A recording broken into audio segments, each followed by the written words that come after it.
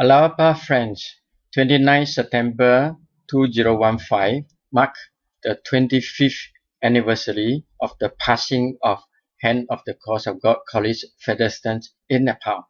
I would like to recap my memory of my travel teaching experience 25 years ago in Nepal. This was a calling liberated by the spiritual energy on the passing of Hand of the Cross of God Collis Featherstone. sim.tzehong from Singapore, sharing with you. I wrote a report in 1991. Don't try to change Nepal, try to change yourself. Nepal, a country in the Himalaya, has been my dreamland for years. This is a paradise for trekkers and shoppers. The hospitality of Nepali is open to all, but more so is their receptivity to the message of Baha'u'llah. The National Spiritual Assembly of Nepal was formed in 1972. Due to the political situation, the assembly was dissolved once.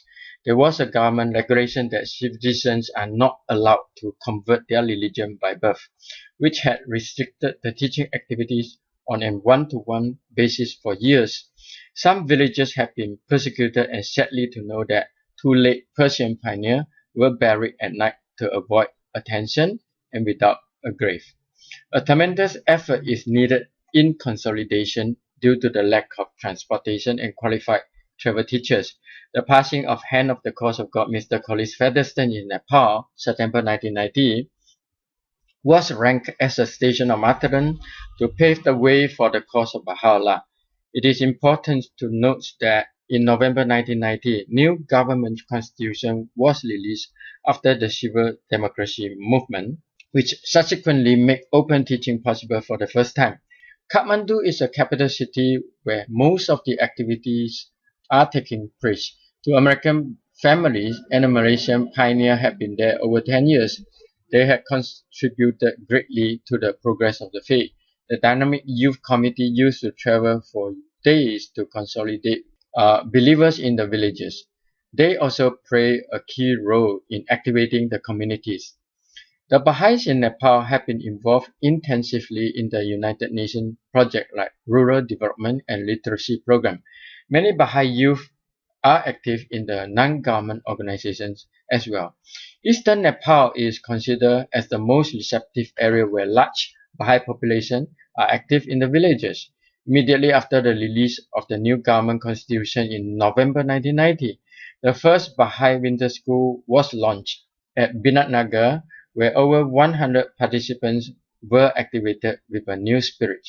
Subsequently, a Baha'i Women Conference and a Youth Conference were hosted by different villages in the surrounding area.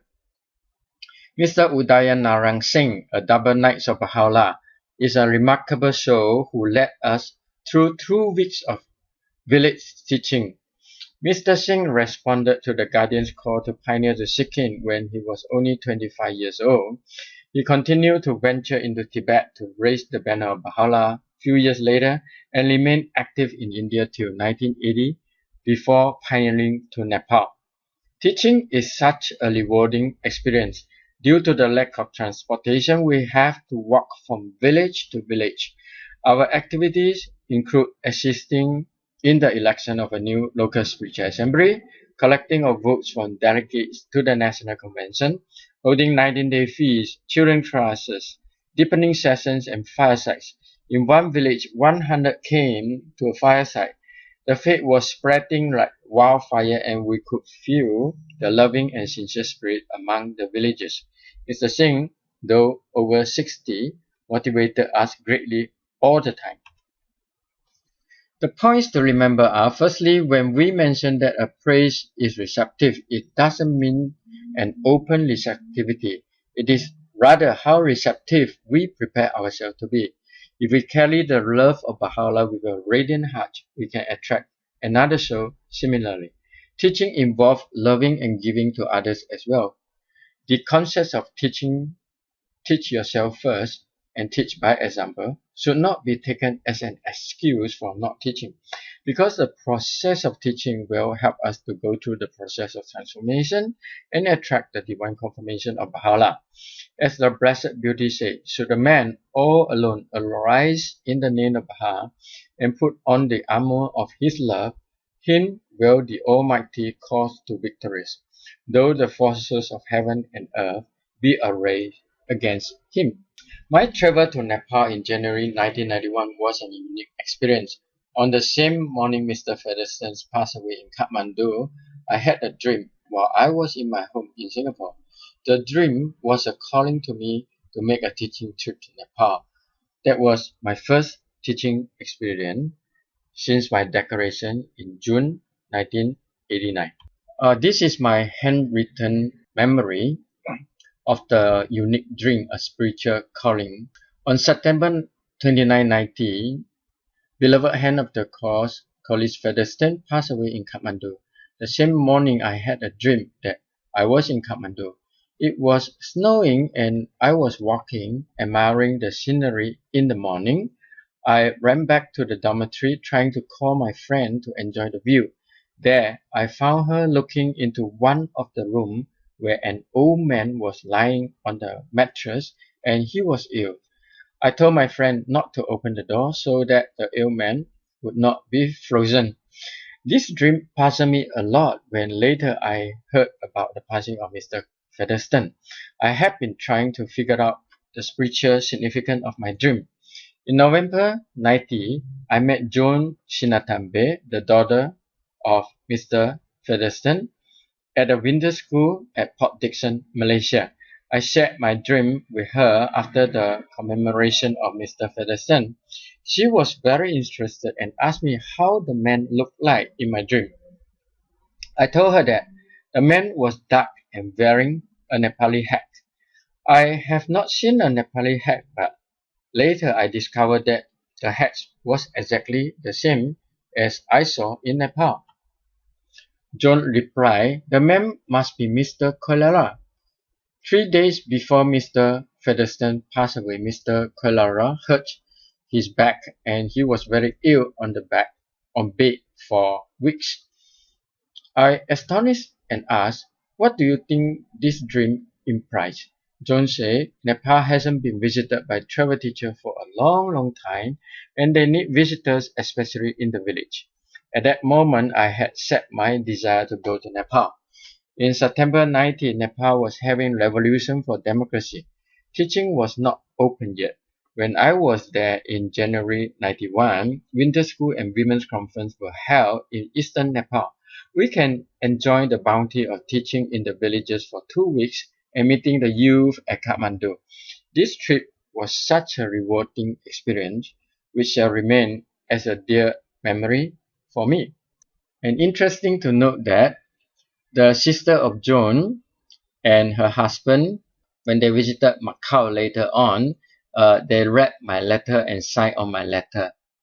Here, right, date entered by Martha Hosan Leong, 25th June 1994. The following message was sent by Universal House of Justice to all National Assembly.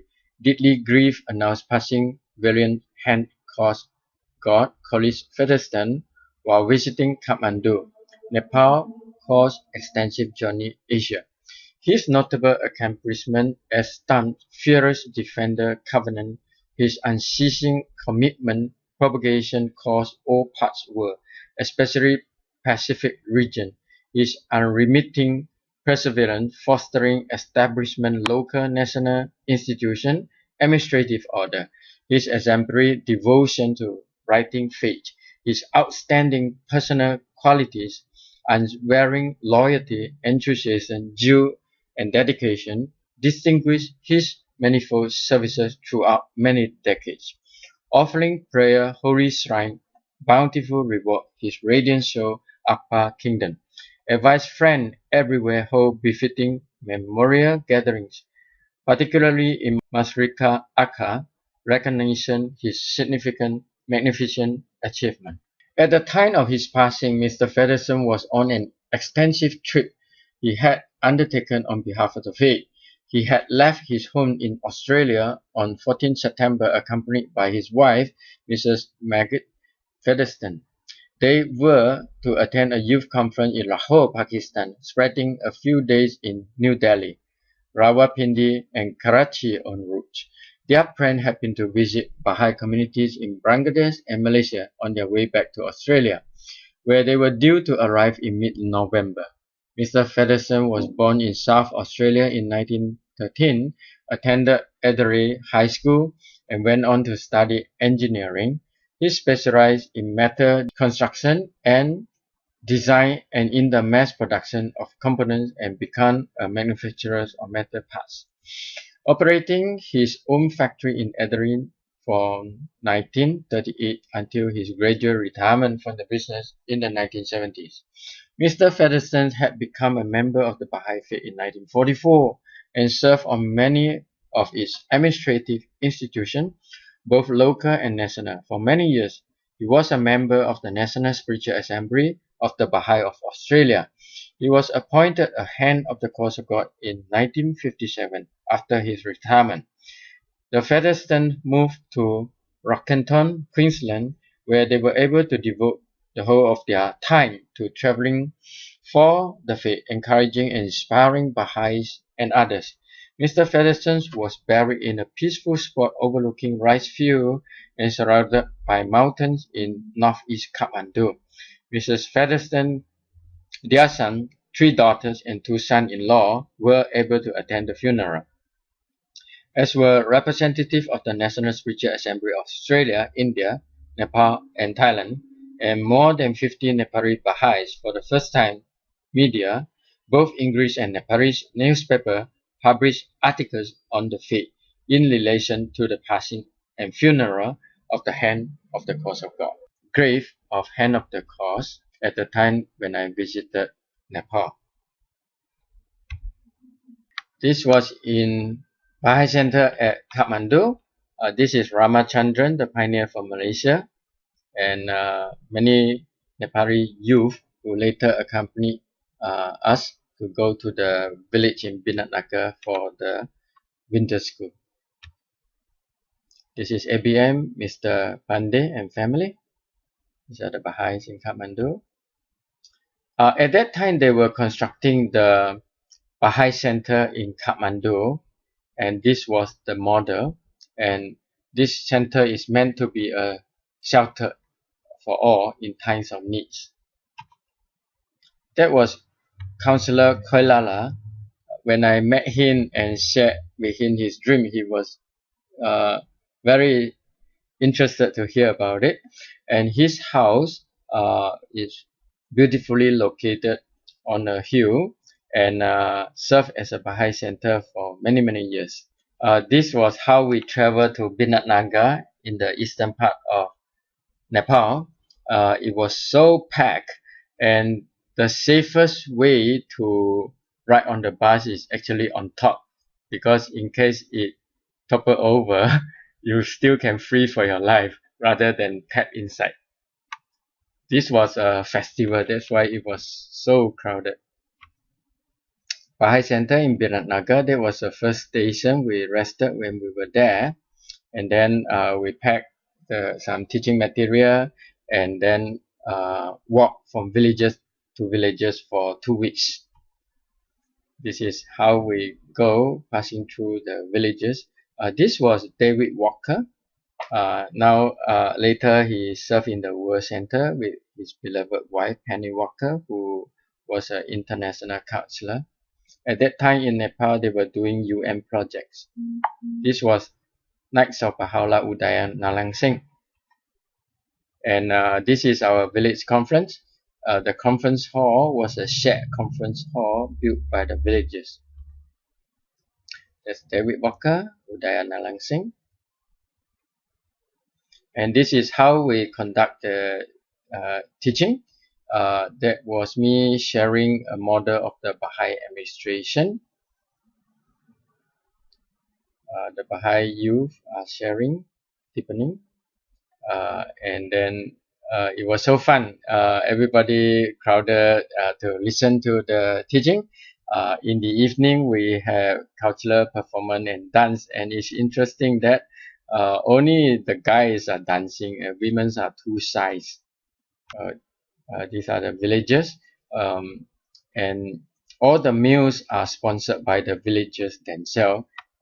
We all eat and sit together on the floor. The plate was a banana leaf, and we all enjoy the beautiful village food.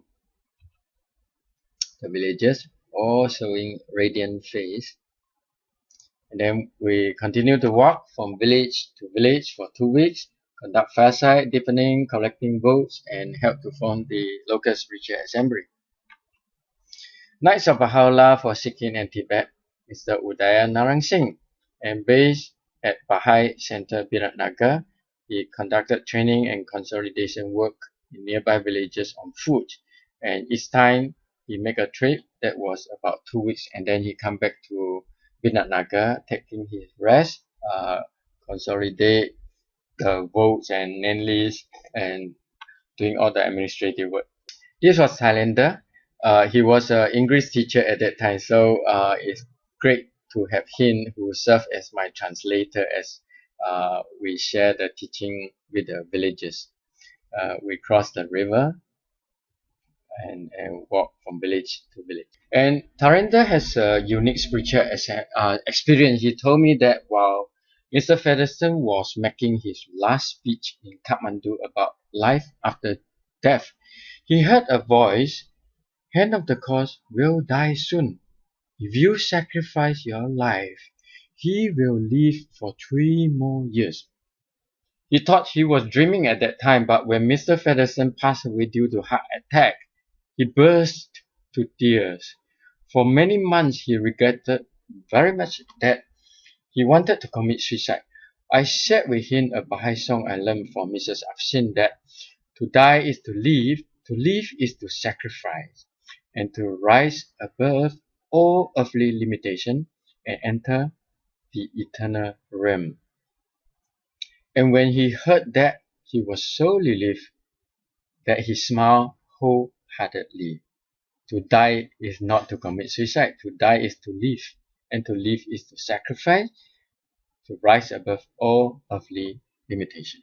And I have a spiritual experience too. In one of the village, we arrived at 8 p.m.